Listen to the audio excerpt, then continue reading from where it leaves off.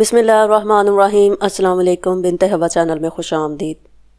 ایک بار درود پاک پڑھ کر حضور نبی کریم خاتم النبیین حضرت محمد صلی اللہ علیہ وآلہ وسلم کی خدمت میں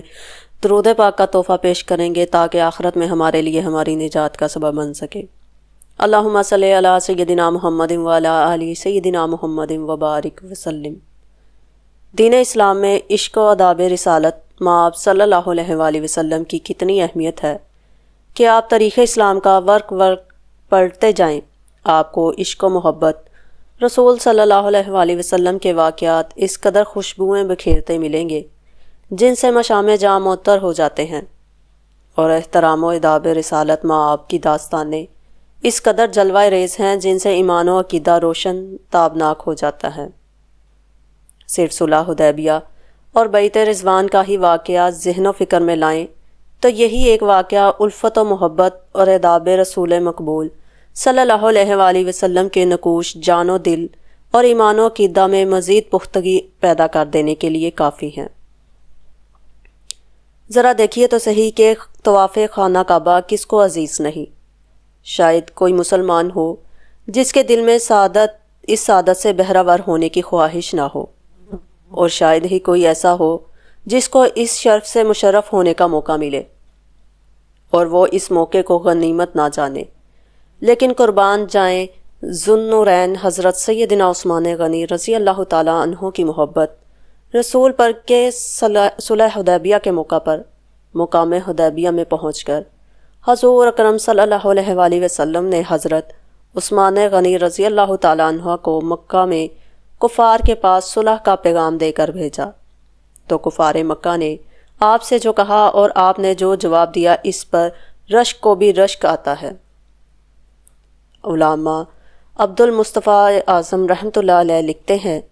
حضرت عثمان غنی رضی اللہ تعالیٰ عنہ اپنی مالداری اور اپنے قبیلے والوں کی حمایت و پاسداری کی وجہ سے کفار قریش کی نگاہوں میں بہت زیادہ معزز تھے،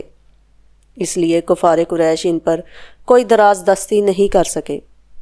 بلکہ ان سے یہ کہا کہ ہم آپ کو اجازت دیتے ہیں کہ آپ کعبے کا طواف اور صفا و مروہ کی سعی کر کے اپنا عمرہ ادا کر لیں، مگر ہم محمد صلی اللہ علیہ وآلہ وسلم کو کبھی ہرگز کعبے کے قریب نہ آنے دیں گے۔ حضرت عثمان رضی اللہ تعالیٰ عنہ نے انکار کر دیا اور کہا، میں رسول اللہ صلی اللہ علیہ وآلہ وسلم کے بغیر کبھی ہرگز عمرہ نہیں ادا کر سکتا۔ حدیبیہ کے میدان میں ایک ایسا بھی موقع آیا کہ کفار مکہ کی جانب سے صلح کا نمائندہ بن کر آنے والا شخص اپنے آپ کو سب سے بڑا آدمی سمجھتا تھا، اس لیے جب بھی وہ حضور صلی اللہ علیہ وآلہ وسلم سے کوئی بات کہتا تو ہاتھ بڑھا کر آپ صلی اللہ علیہ وآلہ وسلم کی ریش مبارک پکڑ لیتا تھا اور بار بار آپ کی مقدس داڑھی پر ہاتھ ڈالتا تھا۔ حضرت مغیرہ رضی اللہ تعالیٰ عنہ جو ننگی تلوار لے کر حضور اکرم صلی اللہ علیہ وآلہ وسلم کے پیچھے کھڑے تھے، وہ اس جرأت اور حرکت کو برداشت نہ کر سکے۔ وہ تلوار کا قبضہ اس کے ہاتھ پر مار کر اس سے کہتے کہ ریش مبارک سے اپنا ہاتھ ہٹا لے۔ یہ تاریخ اسلام کا صرف ایک واقعہ ہے جس میں عشق و اداب رسول مقبول صلی اللہ علیہ وآلہ وسلم کے ایسے جلوے ہیں کہ دنیا نہ کبھی ایسے جلوے دیکھے ہوں گے اور نہ ہی کبھی دیکھ پائے گی، ورنہ تاریخ اسلام کا مطالعہ کرنے والوں پر پوشیدہ نہیں کہ مسلمانوں نے اپنے نبی کریم صلی اللہ علیہ وآلہ وسلم کے لیے عشق و محبت اور اداب احترام میں کے ایسے ان منٹ نقوش چھوڑے ہیں جو دعوت نظارہ اور دعوت مطالعہ دے رہے ہیں۔ اللہ پاک ہم مسلمانوں کو بھی سچا عاشق رسول صلی اللہ علیہ وآلہ وسلم نصیب فرمائے، آمین۔ یہ تھی آج کی ویڈیو۔ اگر آپ کو پسند آئی ہو تو ہمارے چینل کو سبسکرائب کریں اور ویڈیو کو لائک کریں، اور ایسی مزید ویڈیوز دیکھنے کے لیے ہمارے ساتھ جڑے رہیں۔